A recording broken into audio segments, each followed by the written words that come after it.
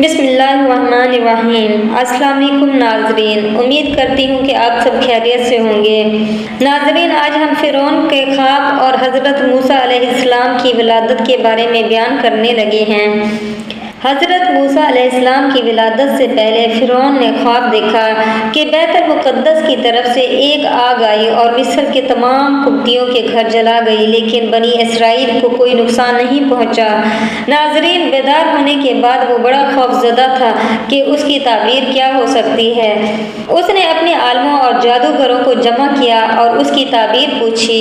انہوں نے کہا کہ اس خواب کی تعبیر یہ ہے کہ بنی اسرائیل میں سے ایک ایسا لڑکا پیدا ہوگا کہ اس کے ہاتھوں اہل مصر تباہ ہو جائیں گے۔ چنانچہ فرعون نے اسی وقت بنی اسرائیل کے لڑکوں کو قتل کرنے اور لڑکیوں کو زندہ چھوڑنے کا حکم جاری کر دیا، لیکن تقدیر کے آگے تدبیر نہیں چلتی۔ ناظرین، فرعون اپنے خواب کی وجہ سے بہت زیادہ خوف زدہ تھا۔ اسے اپنی حکومت کے زوال کا خطرہ تھا، اس لیے اس نے ہر ممکن کوشش کی کہ بنی اسرائیل میں کوئی ایسا لڑکا پیدا ہی نہ ہو جو میری حکومت کے زوال کا سبب بنے۔ لہٰذا اس نے کچھ مردوں اور عورتوں کی یہ ذمہ داری لگا دی کہ بنی اسرائیل کی عورتوں میں سے جو بھی امید سے ہوں اس کے پاس جائیں اور پیدا ہونے والے بچے کے بارے میں معلومات رکھیں۔ اگر لڑکا پیدا ہو تو اسے قتل کر دیں اور لڑکی ہو تو اسے باقی رہنے دیں۔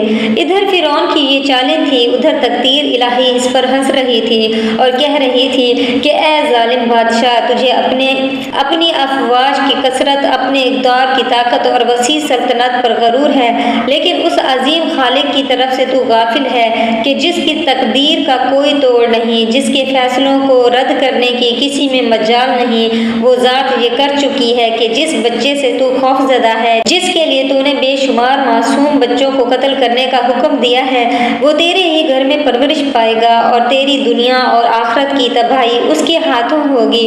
تجھے معلوم ہو جائے گا کہ آسمان و زمین کے مالک ہی کی یہ شان ہے، وہ جو چاہتا ہے کرتا ہے، اس کے پاس مکمل قدرت ہے۔ تو ناظرین، حضرت موسیٰ علیہ السلام کی ولادت بھی اسی سال ہوئی جس سال بچے قتل کیے جا رہے تھے۔ ناظرین، اللہ تعالیٰ کی رحمت جوش میں آئی اور اللہ عز و جل کو ان کمزور بندوں پر رحم آیا جو ابراہیم خلیل اللہ کی نسل میں سے تھے۔ چنانچہ اللہ تعالیٰ نے انہیں فرعون کی غلامی سے نجات دلا کر آزادی جیسی عظیم نعمت سے نوازنا چاہا۔ فرعون اور اس کے لشکر کو ہلاک کر کے بنی اسرائیل کو اس سرزمین کا وارث بنانا چاہا۔ فرعون، حامان اور ان کی فوجوں کو یہ دکھانا چاہا کہ جس خوف سے وہ بنی اسرائیل کے بچوں کو قتل کروا رہے ہیں اس کا نتیجہ وہ اپنی آنکھوں سے دیکھ لیں۔ چنانچہ آپ کی والدہ حمل کے دنوں میں بڑی فکر مند ہوئیں اور انہوں نے حمل کے ابتدائی ایام ہی سے بہت احتیاط کی کہ کہیں حمل کی علامت ظاہر نہ ہو اور دوسروں کو علم نہ ہو جائے۔ ناظرین، اس کی ولادت ہوئی تو اللہ تعالیٰ نے حضرت موسیٰ کی حفاظت کے لیے ان کی والدہ کے دل میں یہ بات ڈال دی کہ اپنے بچے کے لیے ایک صندوق بنا لو، اور جب تمہیں یہ خطرہ ہو کہ فرعون کے کارندے آ کر اس بچے کو قتل کر دیں گے تو اس صندوق میں ڈال کر دریائے نیل میں بہا دینا۔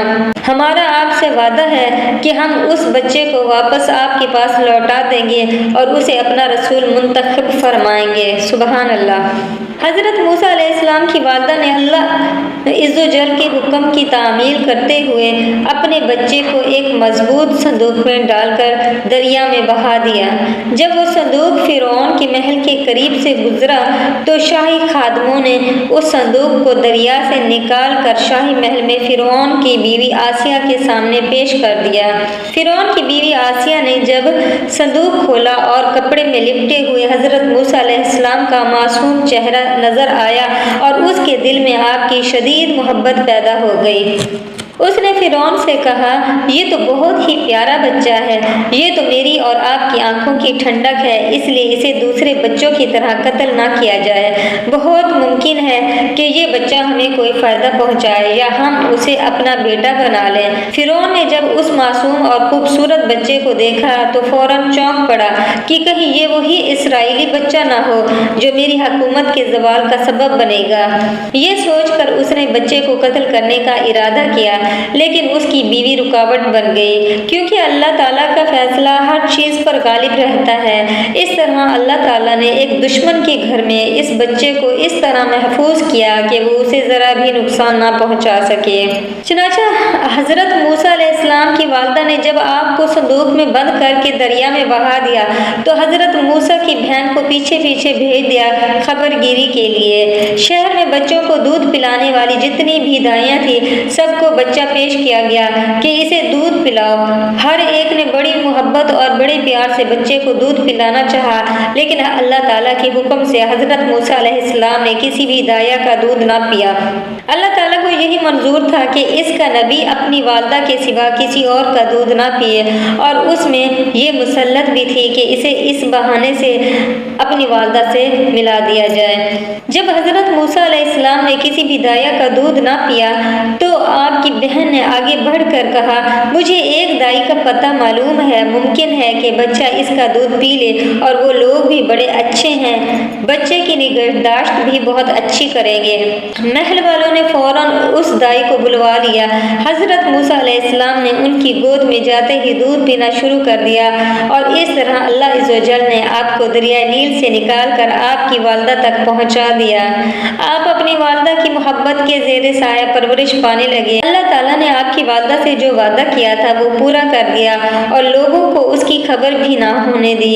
حضرت موسیٰ کی والدہ کا خوف امن سے، فقیری امیری سے اور بھوک خوشحالی سے بدل گئی۔ آپ کی والدہ فرعون سے شاہی انعام و اکرام پاتی اور اپنے ہی پیارے بچے کی پرورش کرتی۔ اس طرح اللہ سبحانہ تعالیٰ نے آپ علیہ السلام کی فرعون کے گھر میں پرورش کروائی۔ دوستو، اگر آپ کو یہ ویڈیو پسند آئی ہے تو اسے لائک کریں۔ مزید اس طرح کی ویڈیوز کو دیکھنے کے لیے میرے چینل کو سبسکرائب کریں اور صدقہ جاریہ سمجھ کر اس ویڈیو کو آگے شیئر کر دیں۔